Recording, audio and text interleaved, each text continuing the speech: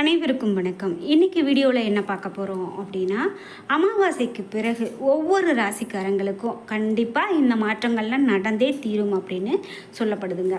இந்த விசுவாவசு வருடம் தொடங்கிய முதல் அமாவாசை வரக்கூடிய ஏப்ரல் 27ஆம் தேதி வரக்கூடிய இந்த அமாவாசை.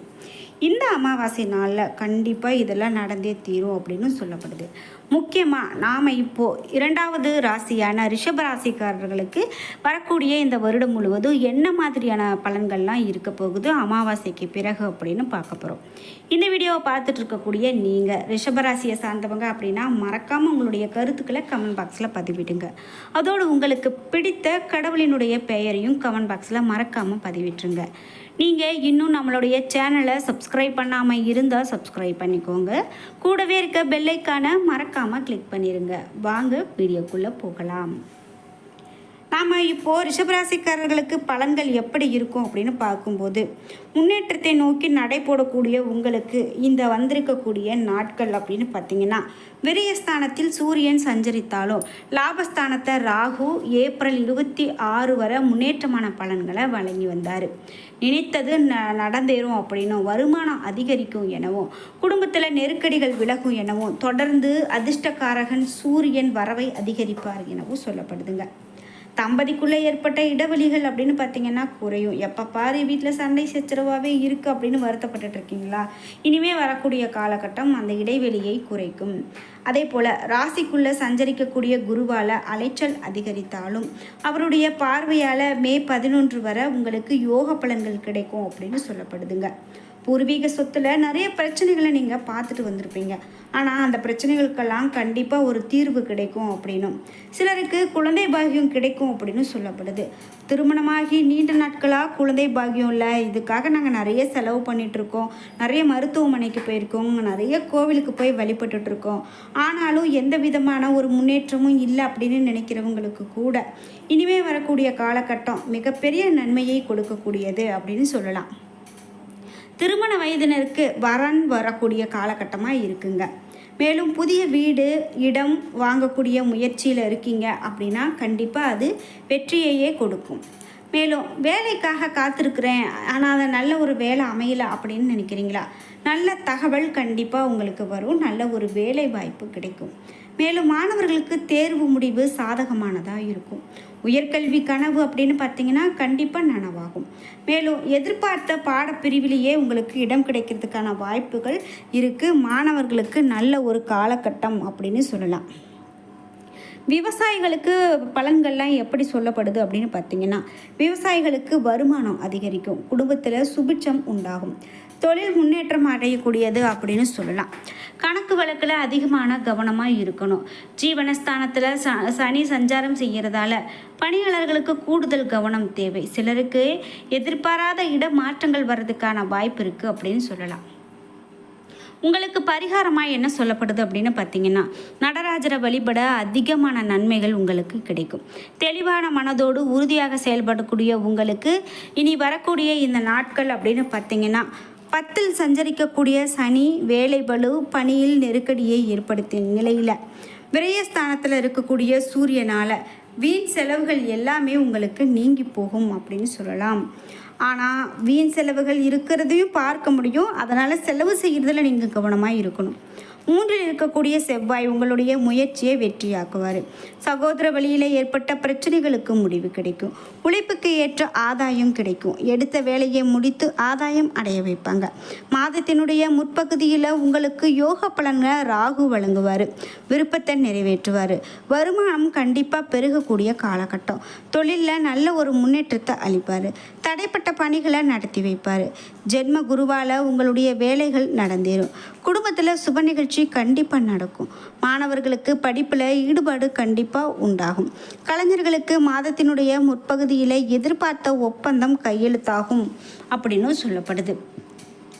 மேலும் விவசாயிகளுக்கு என்ன மாதிரியான பலன்லாம் இருக்கும் அப்படின்னு பார்த்தீங்கன்னா, கண்டிப்பாக அவர்களுக்கு ஆதாயம் கூடக்கூடிய காலகட்டமாக தாங்க இருக்கும். அதனால் நீங்கள் எந்த வகையிலையும் பயந்துக்க வேண்டாம். ரியல் எஸ்டேட் பில்டர்ஸ் தொழில் புரிகிறவங்க, யூனிஃபார்ம் அணியக்கூடிய பணியாளர்களுக்கு நல்ல ஒரு முன்னேற்றம் காணக்கூடிய காலகட்டமாக இருக்க போகுது. வங்கியில் கேட்ட கடன் கிடைக்கலையே அப்படின்னு நீங்கள் ரொம்ப வருத்தத்தில் இருக்கீங்களா? இனி வரக்கூடிய காலகட்டத்தில் வங்கியில் நீங்கள் கேட்ட கடன் கிடைக்கிறதுக்கான காலகட்டமாக இருக்குங்க. தொழிலில் புதிய முயற்சி உங்களுக்கு நல்ல ஒரு வெற்றியை கொடுக்கும். அரசியல்வாதிகளுக்கு எப்படிப்பட்ட ஒரு பலனாக இருக்கும் அப்படின்னு பார்த்தீங்கன்னா, தலைமையை அனுசரித்து செல்லக்கூடியதாகவும் கவனமாக செயல்படுவதும் உங்களுக்கு ரொம்ப நல்லது. தம்பதிகள் ஒருவரை ஒருவர் ஆலோசித்து செயல்படுவது உங்களுக்கு நல்லது. குடும்ப முன்னேற்றம் கண்டிப்பாக உண்டாகும். பொன் பொருள் சேர்க்கை நல்லபடியாக இருக்கும். குலதெய்வத்தை வழிபட உங்களுக்கு எல்லா குறையும் நீங்கும் அப்படின்னு சொல்லப்படுறதால கண்டிப்பாக நீங்கள் குலதெய்வத்தை வழிபட்டுட்டு வாங்க. நிச்சயமாக உங்களுக்கு இருக்கக்கூடிய பிரச்சனைகள் எல்லாமே தீரும். சரி, இதுலேயே மிருகசீரிடம் நட்சத்திரக்காரர்களுக்கு எப்படிப்பட்ட பலன் இருக்கும் அப்படின்னு பார்த்தீங்கன்னா, தன்னம்பிக்கையோடு செயல்படக்கூடிய உங்களுக்கு வரக்கூடிய இந்த நாட்களில் நல்ல ஒரு முன்னேற்றம் காணக்கூடிய நாட்களாகவும் இனி வரக்கூடிய நாட்கள் அந்த நட்சத்திராதிபதி செவ்வாய் சாதகமாக இருக்கிறதால முயற்சியெல்லாம் வெற்றியாகும் அப்படின்னும், ஈடுபடக்கூடிய வேலைகளில் ஆதாயம் உண்டாகும் எனவோ, தடைப்பட்ட காரியங்களில் முடிவுக்கு வரும் எனவும் சொல்லப்படுது.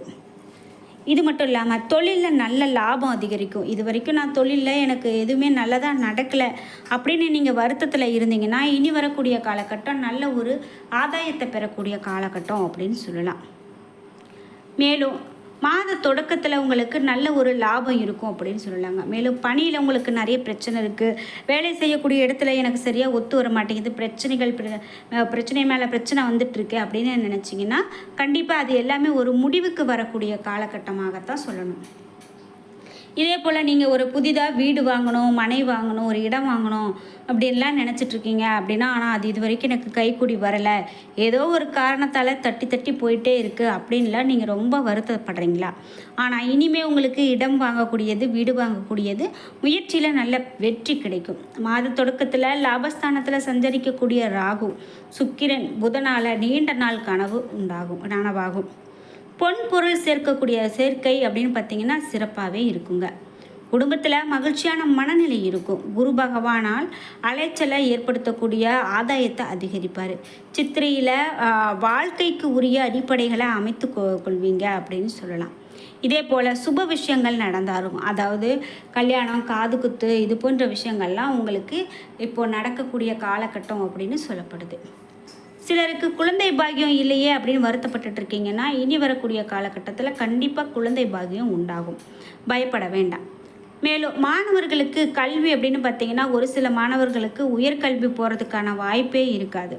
அது ரொம்பவே வருத்தத்துக்கு உரியதாக சொல்லப்படுது.